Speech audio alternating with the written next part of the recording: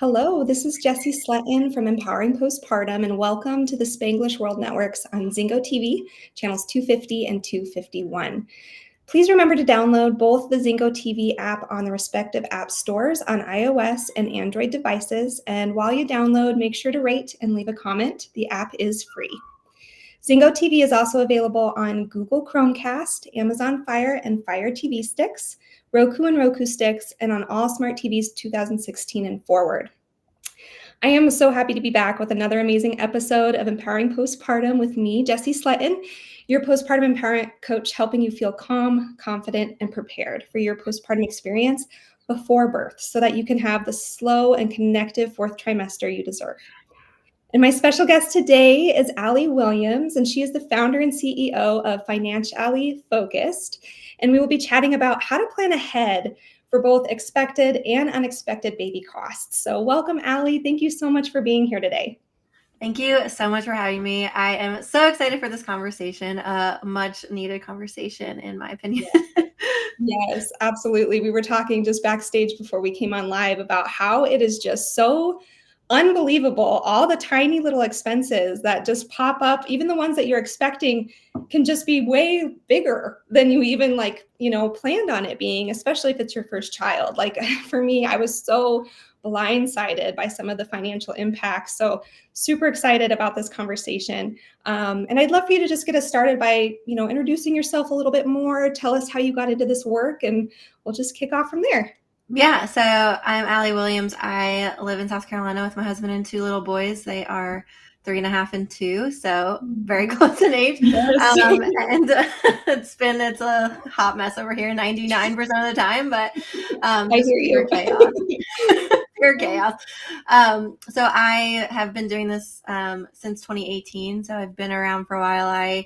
My husband and I paid off $154,000 of debt while still spending and investing and doing things. A lot of the advice I saw at the time was very deprivation focused, and I was like, that sounds so terrible. I don't want to give up all the little things we love while paying off debt. So we're able to do that, and then I've been helping people with their finances since 2018. I have my MBA in finance. I've been featured in Business Insider and a ton of other places, and this topic specifically is really close to my heart. Of course, having two little ones, going through it for the first time, like you said, with the first child, there were a lot of things I was super prepared for, just my mindset and strategy around finance. I had a sinking fund, I had money set up, but then all the things that I wasn't necessarily prepared for was the actual extent of hospital bills and the things even after, like 2 a.m. Amazon scrolls for things I forgot, or just needing them up nursing, or just the panic I, sat in of, childcare one day and all these other things. So my goal, with having this conversation is just to help moms who maybe even have one kid and want another kid, or first time moms just feel more confident financially so they can actually enjoy those first few weeks or first few months, and they're not stressed out about how am I going to pay medical bills, how am I going to afford childcare, how am I going to buy things, or do I need this? There's social media these days. It's everyone says you need everything. So just kind of want to make people feel more confident around this topic. Yes. Oh my gosh. Yeah. The whole essentials lists that are everywhere all over social media. Half of them I see and I'm like, you don't need any of that. But there's so much pressure. Even nursery, we didn't have a nursery theme. I know some people love it, and that's totally, if you love that, do it. But we had even my boys' rooms now, they're still very basic. I'm like, they're 3 and 2. They don't care. When they do care, we'll do it. But I'm not going to personally spend all this money to make a jungle themed, spend $500 on decor for a 3-year-old. Right. Exactly. For 2 posts on Instagram. Yeah, exactly. Like you said, Alli, if this is something that feeds your creative spirit and you love to do it and you love to enjoy it, I'm sure there's ways to fit it into the budget that makes sense so that you can spend on what you want, but don't feel pressured to try to keep up with the Joneses all across, social media, because it's not worth the stress. No, it is not worth financial stress for, in my opinion, a 2-year-old or even an infant. I mean, I bought a lot of baby clothes secondhand and all of that. They go through 15 outfits a day. I'm not spending personally $60 on fancy baby clothes that they grow out of in a week. But Absolutely. each their own, but you definitely don't have to give into that pressure, that society, I feel like, especially now with social media, it's way worse than it was, 10, 20, even 30 years ago, Right. with just what you need for a child. Exactly. And you can take that money and invest it in places where it makes better sense for you and your baby, And I always tell my clients, like, invest in your recovery space versus your nursery, because half the time your baby's not even going to be there until after 6 months of age or older, right? And so, like, yes, you can decorate it in a special space, but really invest in your own recovery and things that you need to be able to feel good in your body and recover well and connect well with your baby. And there's so much more that we can invest in, like doulas and Yeah. help is where we should be investing our money. This is great on doula. So with my first, I literally hired a doula when I was 39 weeks pregnant.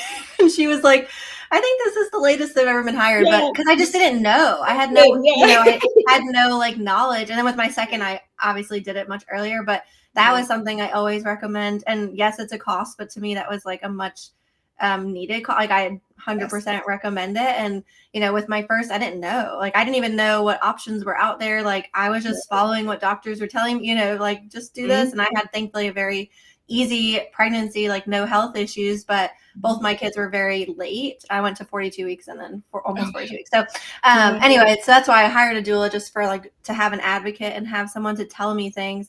But yeah, it was like 39 weeks and I was like, we're still good. But hey, you made it in. Like I wish I would have invested in a doula with my first. It was an absolute necessity with my second. Yeah. I was like, I'm having her for the prenatal stuff and birth, and she's coming. I invested more in the postpartum support than I even did with the birth, because I was like, that's when I need the help. Like totally. I Especially learned with the my second. mistakes. Yes. Exactly. Oh my goodness, this is going to be such a valuable conversation. And I know there was a lot of really good things that you wanted to be sure to share with the audience today. And I know one of those things is really why it's so important to prepare for this ahead of time. You kind of touched on it, where we're going to avoid a lot of the big stress, once baby's here, because there's no better way to kill the baby high than being stressed out about your finances and how you're going to be able to make it all work. So I'd love for you to give us some tips and tricks on how to do this ahead of time, especially with those unexpected costs. I'm really curious about what your method is for preparing for that. Yeah. So whether you are listening and currently pregnant, or even even want kids one day, it's important to just start saving pretty much like the day you find out you're pregnant. Even if it's $25. Like I know some people are like, Alli, I don't have $500 a month to allocate to this, which I totally hear you. Like that's very normal. Most people don't. Some people do, which is great. But the point is just to make it a habit of allocating something for your child. And if you don't want, maybe you want kids in 2-3 years, this is the perfect time, because you're not in a rush.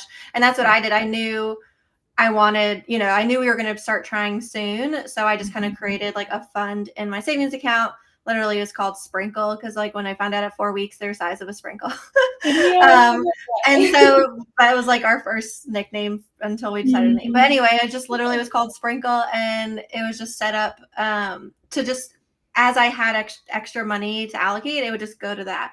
And the big things that, if you're newly pregnant, or even if you're not, even if you're like panicking at 6 to 7 months or whatever it is, you can still find value in this. Is, a few things that you want to do right away is, one, if you are working or your partner is working, you want to review what maternity or paternity benefits you do get. So do you have paid time off? Do you, depending on what state you live in, you might get leave from the state.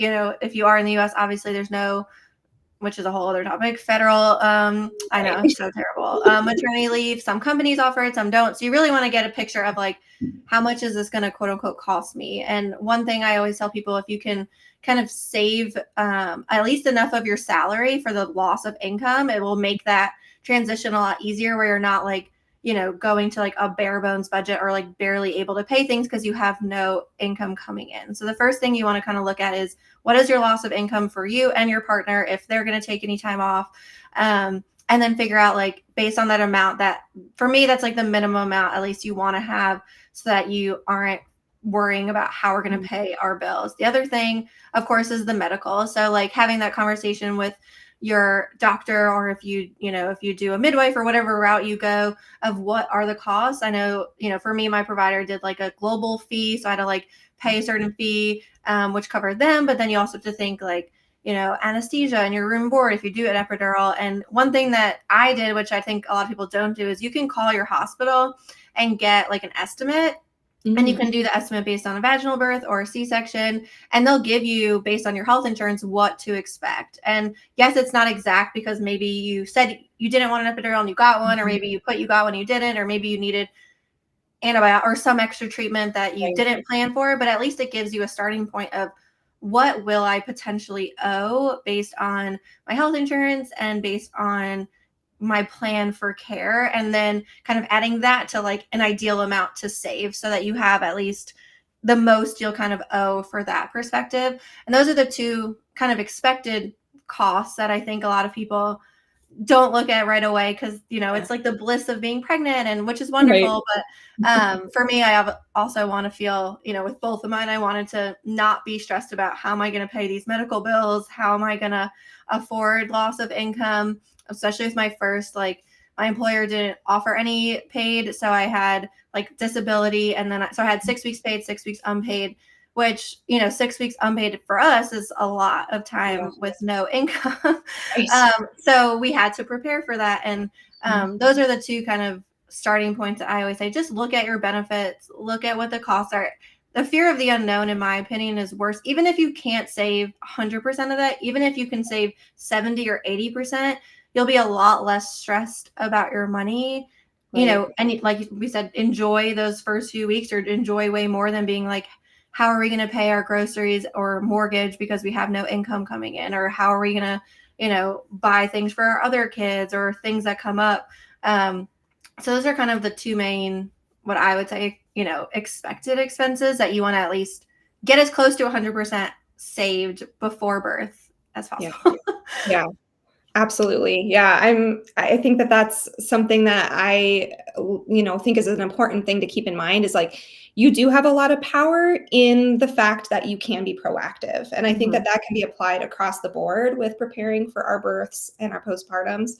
And I love that you say, call the hospital ahead of time, do your research. I know for my hospital, they actually sat down with us, with a financial person, and they said, here's the cost. And they had the breakdown, which was great. But if your hospital or birthing center doesn't offer that, don't be afraid to call and ask for that, and get an estimate, like you said, because at least you'll have something in the back of your mind to be like, okay, it's a goal that I can reach toward, where I'm not completely, blindsided by all of these costs. And something that I had done with my second that I didn't with my first, which you might have some thoughts on, but actually calling the hospital after the fact and really trying to like negotiate some of the charges.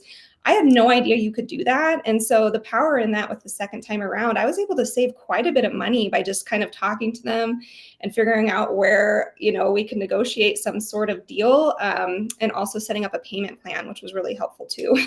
Yeah. So negotiating medical bills in general, I feel like, is a very underrated tool, I guess. One, I always make sure you get like an itemized receipt. Sometimes they'll try to send you just your bill, but you want to look at it and make sure you weren't charged for things that they didn't do. Especially when it comes to birth, maybe they say they gave you all these meds and you're like, I literally never took those, and so because all this, like a ibuprofen pill, is like normally like $1, but in a hospital, it's like $200 for like a pill. What is it with that? Like, that blows my mind. Like, I'm like, how? What happens? So crazy. I know, it makes no sense. So making sure you really kind of go through, like, get an itemized bill. And I always say that in general, like, no matter what medical procedure you have, make sure you get itemized. And then you can definitely call their billing department. And a lot of times you can even just say, like, I can pay in full today. I can only pay 80%, but I'll pay in full. And they'll usually be like, sounds good, because they just want to get money, because a lot of people don't pay their medical bills. So for them, it's something that's easy for them to check off. So you can totally do a payment plan. But if you do have like a certain percent that, I have like, if you call and you're like, I have the cash today, like I can pay 80%. Like usually they'll say yes, or maybe they'll go up to 85%. I always tell people with negotiating bills, it doesn't hurt to ask. Worst case scenario, you pay what you were originally paying. Right. You know, Yeah. best case, even if you can save a few $100s, I mean, that makes the world of difference when it comes to how expensive, you know, births could be, and looking at like your insurance and making sure they build insurance right, like looking at the codes they, you know, and looking at your explanation of benefits to make sure it matches up. Like, yes, it's annoying to do, but the only person who's going to do it is you. They're not going to do it for you because, you know, Right. they just care about getting their money. So you want to make sure, you know, what was billed to your insurance is actually what occurred. And then, of course, I think you have 30 days to get your child on your health insurance Yes. after birth. So making sure, of course, you like go through all of that, because then Yep. you'll have the whole bill, which you do not want, definitely. Exactly. Yeah, definitely keeping that in mind with adding, because I've talked to many parents who were like, I'm in like the throes of postpartum. Like I didn't even think about it, you know, and they Mhm. don't remind you. Like No, they're not they going do to not. remind you. So No. you have to make sure you have that on your list of things to do before you even get to the hospital or birthing center, because your brain's not going to remember all these things, right? And so Yeah. really having that, you know, Checklist. checklist, like Yep. here's all the people I need to call, here's what I need to do. And if you're the birth giver, hand that off. Like Yep. Yep. give it to your partner or Yep. somebody who, you know, can do this on behalf of you so you can focus on what's really Totally. important, which is healing, bonding with baby, you know, all the things that are super important. So that's my little tidbit to that. No, totally. Having a checklist. I had like spreadsheets for everything before birth, just because that's just my personality. But I like went over it all with my husband. I'm like, this is where everything is, like, just in Yep. case. Like, you obviously go in with birth with like the best intentions, but like you don't know, especially with your first, like how it's all gonna go or how you're gonna feel or anything. So I was like trying to have everything laid out. Even like I pay all our bills, obviously, naturally. And so I had like, I was able to do it, but I even had spreadsheets with like, okay, here's like all our logins, like here's everything, just in, you know, just in case you need to do something, like Yep. here's everything. So having kids or not having kids, it's in my opinion important to have those like discussions with your partner of like what is going on financially, just so that everyone is on the same page and has the same like visibility, but especially with having especially with having children. Yes, absolutely. Yeah, so those are some of the expected costs. I'm curious what your thoughts are on more of the unexpected things. Yeah, so everyone is different on what is truly unexpected, but for me, it was a lot of, I was way spendier after birth than I thought I was going to be. Because I spend a lot in general, but really specific things. But after birth, like my brain was just like such a fog, especially with my first, that I Yeah. would just like, you know, I exclusively breastfed both my kids. Mhm. And so I was up, especially in the beginning, like I felt like every 1 minute, but and so you're like so sleep deprived and like doing anything possible, in my opinion, to like just feel better and do better. And so like any Mhm. person would give a recommendation and I was like, oh yes, need that, buy it, you know, Right. need this, buy it, need this, buy it. And then I'd end up with like 15 things a day coming to my house from Right, Amazon. exactly. You don't even And those remember are, buying them. You're like, "When did I put I that in my know. You're like, right?" oh yeah, 3 a.m. feed. I understand now, like why I needed that. And so, Right. and the thing is, like, my philosophy is spending isn't bad. We just want to prepare for it. So even buffering into this funds that you're saving, like money for random things, because you will. Anyone who says I'm not going to buy anything after birth is lying. Like you will, but you don't know what you need, in my opinion, until Mhm. you have a kid. Like I didn't buy that much. I bought some things before, but I kind of was waiting to see like how things would go. Right. But then also like food, like I did a lot of like freezer meal prep with my first, Mhm. because I was not cooking. Like if you cook right after birth, like I'm good for you, but like that's not me. Yeah, I am not cooking like family dinners. right. So it's very easy to get like takeout and all of that. So having Mhm. like freezer meals, or even asking people for gift cards, like if they Yep. don't know what to get, like gift cards to restaurants or dropping off meals, like to me, that's so much more helpful than like another baby outfit or another swaddle Mhm. blanket, or, you know, like things that you will actually use. And I was way more, I guess, comfortable asking with my second than my first. But if Mhm. you go into it, like I even ask friends now, I'm like, what do you need? Like I can Yeah. get out something off your registry, but Mhm. if you would rather like gift cards for food or DoorDash or Uber Eats, or like, you know, bring you dinner, like if Yeah. that's going to help you more, I'd rather do that than buy you like another sound machine, or like, you know, Absolutely. things like that, which everyone's going to buy anyway. Right. Um, And then even thinking ahead of, what's your plan with childcare? And I know that's like such a hot topic in general, but those 12, whatever weeks you take off, 12, 16, whatever, they go by, in my opinion, so fast. Yes. And so doing those research, yes, this is an expected expense, but people don't always think about it until like after the baby's here, because they're like, oh, I have so much time to think about, like, are we going to do full-time daycare? Are we going to have a nanny? Are we going to do a mix? Are we going to, what are we going to do? And starting to get quotes and all that. I mean, I know in some places you have to like get on daycare lists, like the second you find out you're pregnant, or you're not going to get into daycare. I know, it's intense. It's crazy. Yeah. So, like thinking through that, like what's your plan? And yes, you don't need to save for it, but you just need to kind of know, like, how is this going to affect our family budget? Like, how is this going to affect our finances?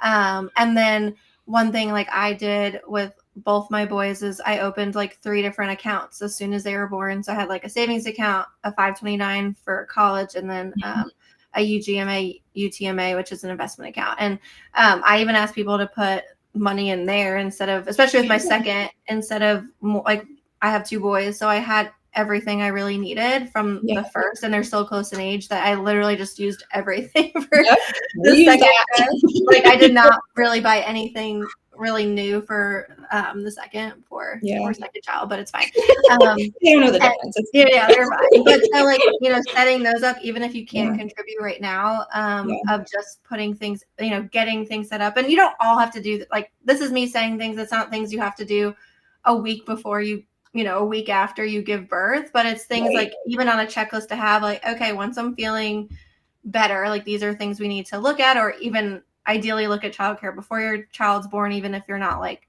set up for it. But I think that the key for unexpected is really just, there's things that are going to come up and you have to just know that and go into it with the headspace of, I'm going to spend on things that I'm not thinking of right now. So how can I be as best like financially prepared for those things? Or maybe your child ends up with, I mean, hopefully, knock on wood, some kind of medical procedure that you weren't expecting. For example, like my second had like a click in his hip forever, or like for the first weeks they made us do like another ultrasound to see if he had hip dysplasia. Long story short, he didn't, but like I wasn't expecting to like pay for an ultrasound. And then like, or like little things like that, like if your child has tongue ties, or I don't know, things happen. So it's just going into it, knowing there's going to be unexpected costs, and just being as best financially prepared as you can for those. And my thought is, if I save too much for this child for some reason,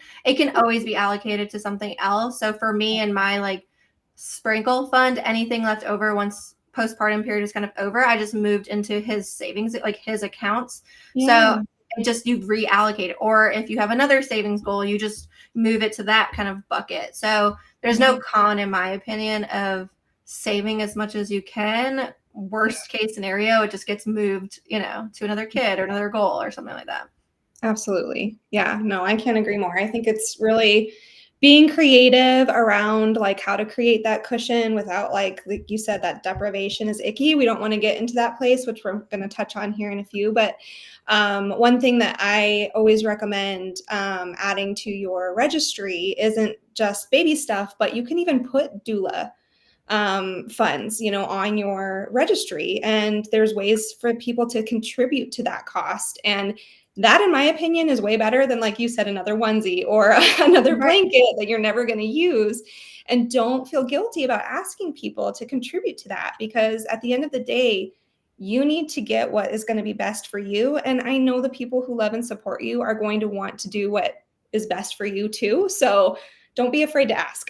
Don't be afraid to set it up, And I like, with baby stuff too, like don't be afraid to, like, I got some things on Facebook Marketplace. I went to consignment stores, especially for someone like I said, I wasn't willing to spend a lot on like baby clothes. I mean, we got some outfits, but like babies go through, like, I didn't even buy, I think I had like one newborn outfit because both mine were big anyway. And, like I wasn't buying all this stuff. So don't feel like you need to have all of this stuff or fill a room with baby stuff. You can get the essentials and then see, because every baby's different, even with like allergies or not, like certain diaper brands. Or the one thing with diapers I always say, which helped me a lot, is like for showers, if you get them, like if you ask for gift receipts and tape the gift receipt to the box.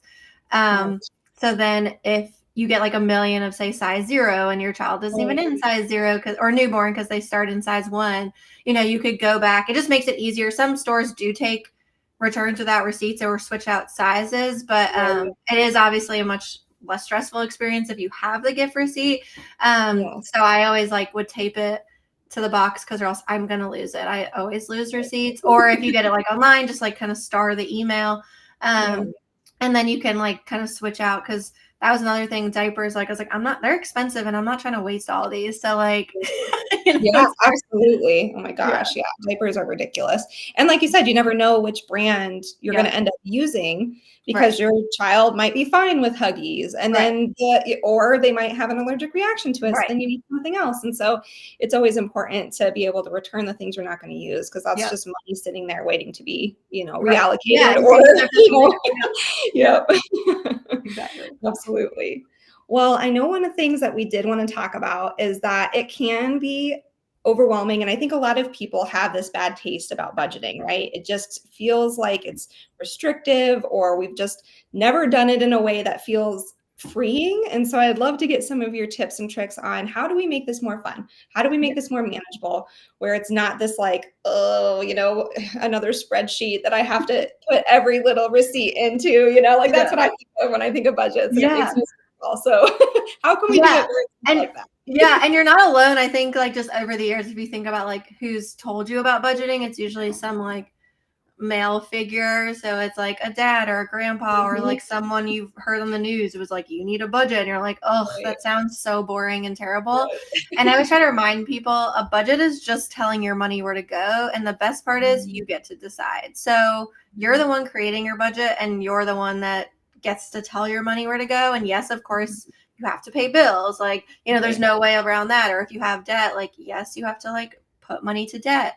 But if your budget's restrictive, in my opinion, you created it and you have the power to change that. And I think, to me, a budget is really freeing because it's just a spending plan. Like if you hate the word budget, call it whatever you want. I don't care. You don't have to call it a budget, but all it is just allocating where your money's going. And it is supposed to go to savings, and it is supposed to go to spending. Yes, of course, it might have to go to debt and bills, but you should always have some kind of spending money in your budget, even if you are paying off debt. In my opinion, like my husband and I just have like, I call it an allowance. People hate the word allowance but like, I don't care. Like we have like money allocated each month. That's our no questions asked money. Like we don't have to check in with each other. It's like, I don't know what he spends it on. Like he does, like, we don't have to ask or like allocate, the funds. And to me, especially if you're managing money as a couple, it's so freeing to just have, for those little like $20 purchases, you're not like, oh, can I please add this to our budget? Like you can just do it and not have to check in from both parties, because you probably have hobbies or activities that you like. For example, my husband likes to like fish and go camping, and like that sounds so terrible to me, and I have no desire to do any of that. And then there's things that like he doesn't care that I do. So, it allows us both to spend, but not have to like check in and add it all the time. But with a budget, I always recommend budgeting per paycheck. I think, after reviewing, over 1,000 budgets at this point, it's the most effective way to budget. So like if you get paid weekly, you'd kind of have like 4 mini budgets. If you get paid every other week, you'd have 2. If you and your partner are paid opposite weeks, you would have 4. If you do get paid monthly, you would still check in weekly, because the issue I see with monthly budgeting is people just create a budget at the beginning of the month, check that off, then check it again at the end of the month, and they're like, oh, this did not work. And then they're like, oh, budgeting doesn't work. And I'm like, well, that's because you didn't actually use it as a living, breathing tool. You just use it as something to check off your list. And with a budget, it's helping you, kind of like we've been talking this whole time, of being more proactive versus reactive. So if you're in week 1 and you notice, oh my gosh, I spent $50 over on groceries, that's okay. You have 3 other weeks to move, to make that work and move things around and adjust, so that at the end of the month, you're still good. So, in my opinion, the people without a budget are way more stressed financially than the people with a budget, just because it's just, you know where your money's going. Like, no part of me is wondering how much do I have left in my bank account, or what am I saving for this month, or what am I spending on this month, because I can just pull something up and quickly look at it. And the goal of budgeting isn't to take 3 hours a week, you know. Right. So allocate, for me, it's Fridays. I check in, it takes 10-15 minutes, and you know, I move on. And so that's the goal, is it's supposed to just be this tool to help you see where your money's going and make sure it is going to the places, you know, that you want it to go. Yeah. No, and I love that, you know, you're encouraging to think of it as more of a fluid process, you know, like so many of us, I just feel like, are primed to think of budgeting as very black and white, rigid, like, okay, oh, well, I screwed that up. Like, I went way over on groceries, like you said, now I'm screwed. Like, you know, and then they just like throw up their hands and like, oh, well, you know, like, but it's true. It's like, okay, I love your idea about taking it per paycheck. And my husband gets paid monthly and my income's very fluid. So it's like, you know, we are that once a month type of, you know, person. And it's good for us to have that reminder of, you can't just like set it and then see how you did at the end of the month or the beginning of the next month. That's not going to give you any freedom in trying to recover, you know, in those places where maybe you did overspend, but being okay with it, because you can make adjustments before it's too late.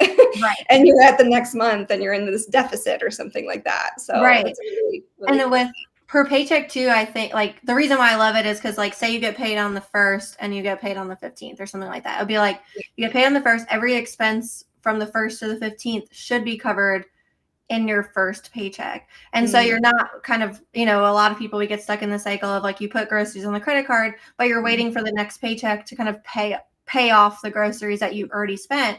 And we want to get to the cycle, which takes some people time. I'm not saying this is like an overnight change, but that you're current. So like, if you're put something on a credit card, you have the money in your account to pay it off right then.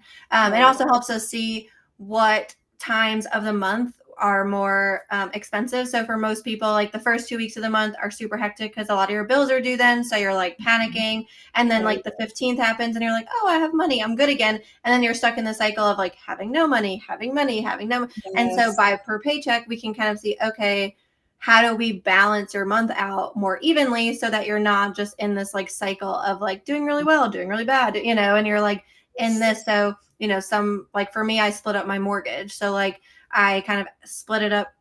So we do a weekly budget because my husband gets paid. I get paid twice a month. He gets paid every week. But anyway, long story short, we split it. So like if the end of July is covering part of August's mortgage, and then I'll get like the second half beginning of August. So my month is more even instead of using an entire paycheck to pay my mortgage and then having no money left for, you know, anything. So seeing it like that helps you just visually see as well, like what can I change to make my month just kind of more even and more balanced, so I'm not having this panic of like, we run out of money by the 7th of the month every month, and then we have to wait to get paid again to do anything. So yeah, budgeting per paycheck I've just found really is the most effective way, and it also helps you make any like debt payments or savings transfers throughout the month, because we all know if we wait till the end of the month, if our goal is to put $500 to a credit card or to savings, it's not going to be 500. We're going to spend some of it, and it's going to end up being like 400 or 200. So if you're making payments throughout the month, you're going to make progress way faster. You know, even small payments of $50 or $25, if you're making them more often, you're actually going to statistically allocate more to debt or savings than if you just like wait till the 30th and then like hope for the best. Right. Exactly. Like eliminating this feast and famine cycle where instead you're just consistent. Like, and that's where we want to be, you know, and because even when we're like, oh, we have all this money, like that can almost be debilitating, because then we think we have more than we really have. And we get this dopamine hit of like spending money, and it's like, you know, so I like that idea of really just keeping a pulse throughout the month for each paycheck, I should say, depending on when you get paid. That's a really smart thing to think about for sure. Yeah. So let's see here. I know the other thing we wanted to talk about was, let's see, I'll check our notes here. I think we covered a lot of the main things we wanted to talk about. So I'd love to just hear any other like big tips or tricks on when it comes to planning for kids? Like, where should we really be? You mentioned some things that you did for your own children, like the accounts that you opened. Maybe we could talk a little bit more about some of those things that we can do to help prepare our kids for a better financial future. I think would be really beneficial for this conversation as well. Yeah. So I have 3 accounts for each of my boys. So one is just a high yield savings account, just like you'd open for yourself. It's a custodial account. So it's my name and his name, well, their name's on it. Technically they're the owner. So anything that's a custodial account, the child or the minor is the owner, and you're just kind of like the manager until they reach a certain age. In some states it's 18, in some states it's 21. So you'd have to look at your state of like when the child technically takes ownership. But in my mind, that account is going to be used for things they need through childhood. So I have 2 boys. So if it's like travel sports or uniform, like all that stuff adds up so fast.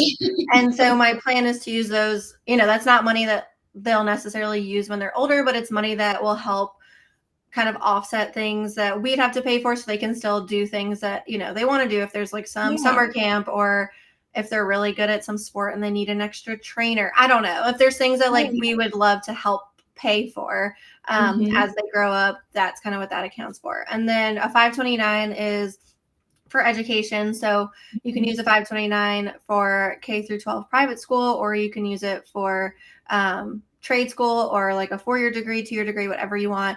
And the cool thing with the 529 is you can open it in any state, so you don't have to be a resident. So like I'm in South Carolina. Mine's open in South Carolina. That is because some states do offer tax benefits if you open it with, like, if you're a resident of that state and opening in that state. But if your state doesn't offer any tax benefit, you can open, like, you can look at kind of what the there's like websites so you can look at, but you can look at like what states kind of have like the best 529s and open it there. Also, like Vanguard just has a 529. So if you are a Vanguard fan, you can open like, a Vanguard 529.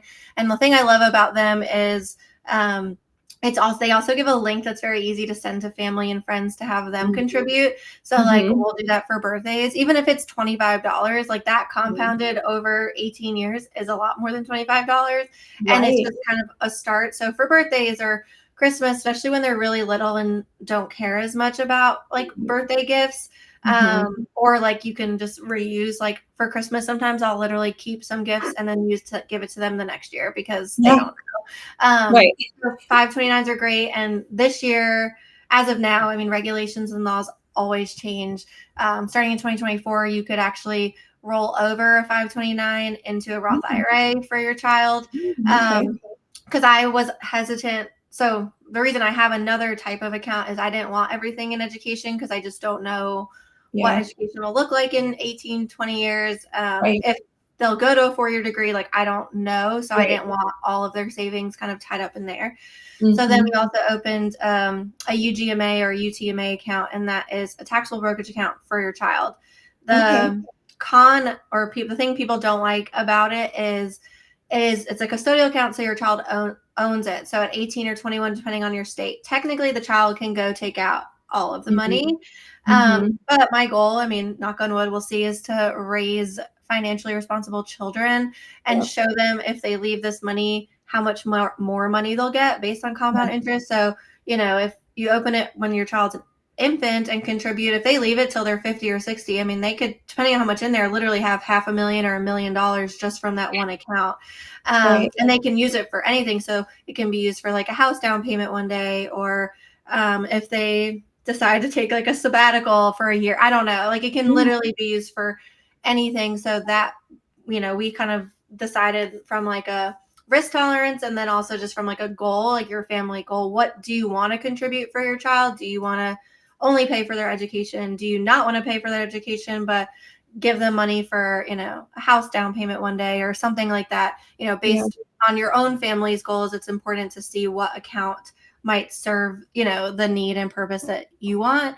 But those are the 3 accounts like we have for each of our boys. And there's some months where we put more in, there's some months where we can't, those don't have to be things where you contribute every month, but it's just getting them set up and starting young, as even at 0, like compound interest is on your side. So even if you can only put $25 a month in right now, the important thing is you're starting, and the earlier you start, the more money that will be there for your kid. Definitely.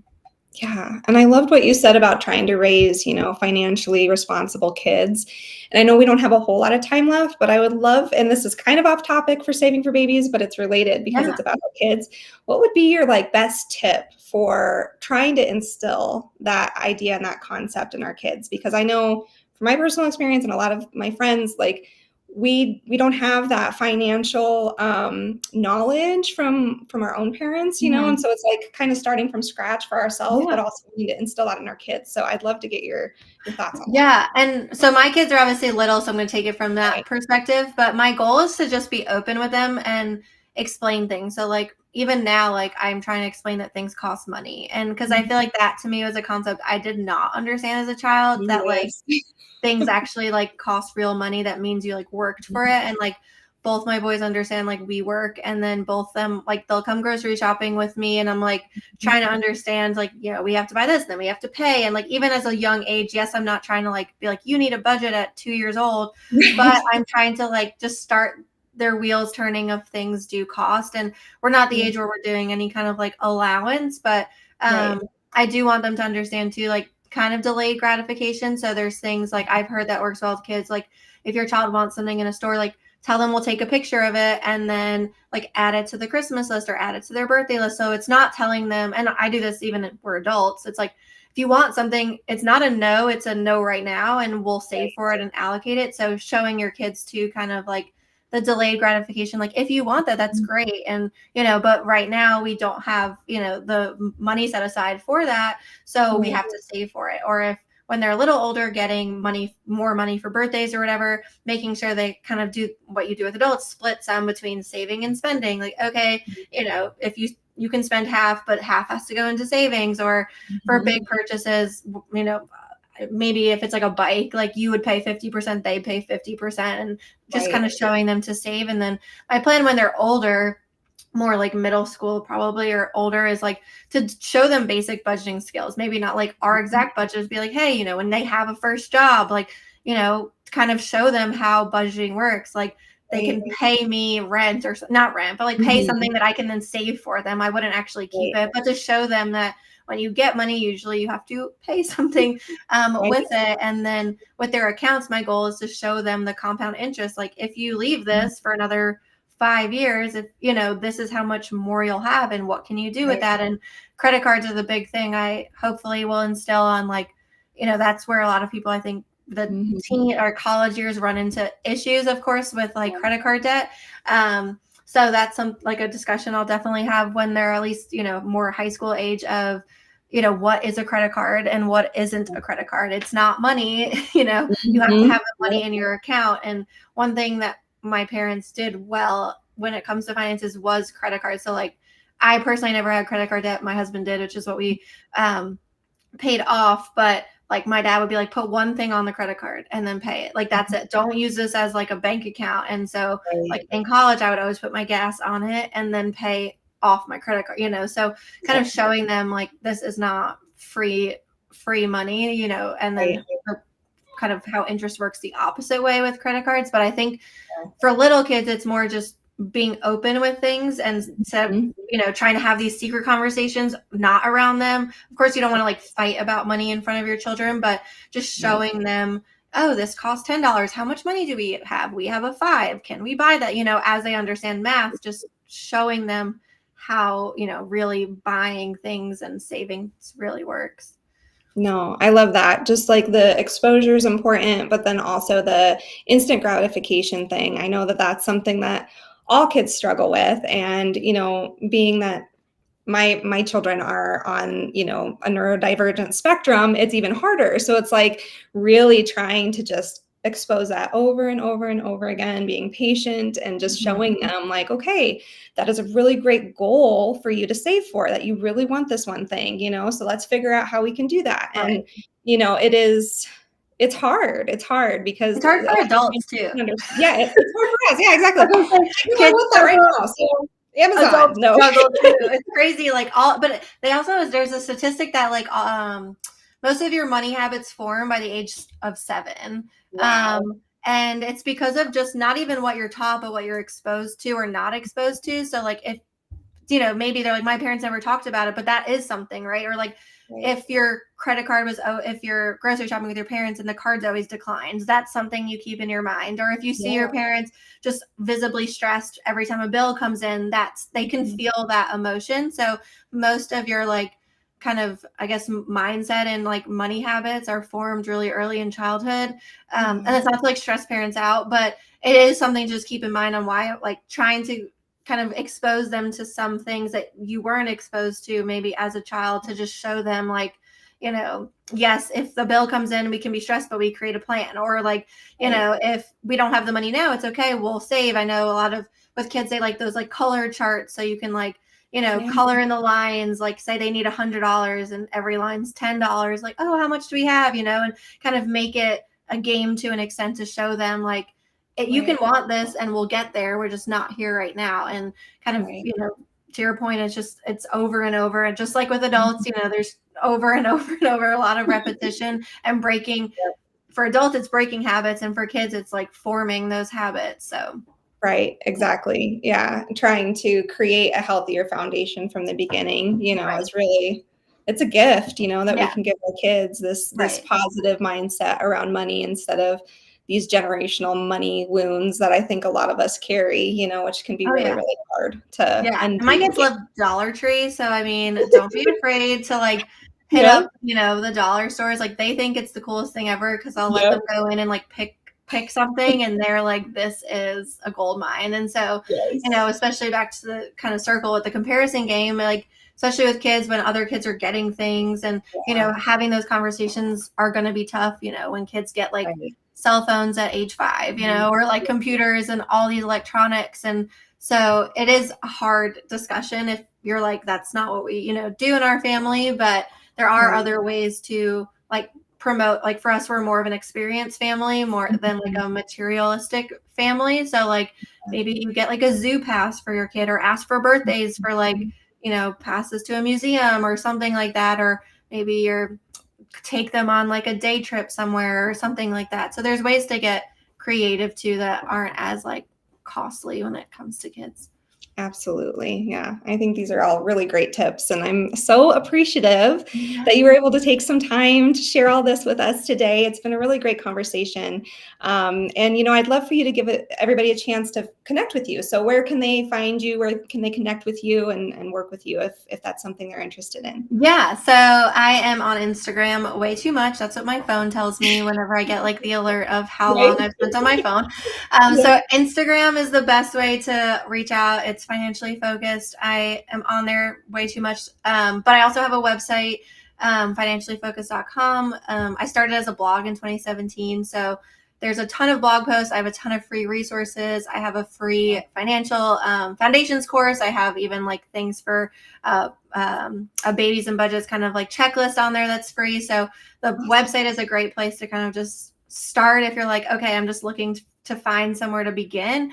But then of course my Instagram, if you want to DM me and tell me like what you took away from this episode or kind of what you're working on, I'd love to give you some, more tips and advice. Like I said, I'm on Instagram more than probably I'd like to admit, but it's okay. I'm working on it. You know what? It's for a good cause. It's for doing what you love and helping other people with their budget. So right, exactly. Perfect. Well, thank you so much, Alli. This has been a great conversation. And I just want to remind everybody watching that my postpartum prep course, Beyond Birth, is available at the link in my bio for Instagram. And this is really just designed to help you be proactive, like we've been talking about, for your 4th trimester. So I've designed it to help walk you through step by step through creating your own custom and truly holistic postpartum plan before birth so that you can feel calm and confident and supported throughout your transition into motherhood. And if you have any questions about that, I'm also on Instagram a lot, so you can DM me and ask me any questions you have. And as a reminder, this show can also be heard on the Spanglish Radio Network. Please check out spanglishworld.ca for all the news and programming. Spanglish World, watch it, hear it, read it, download it, and live it. And we will see you all next week.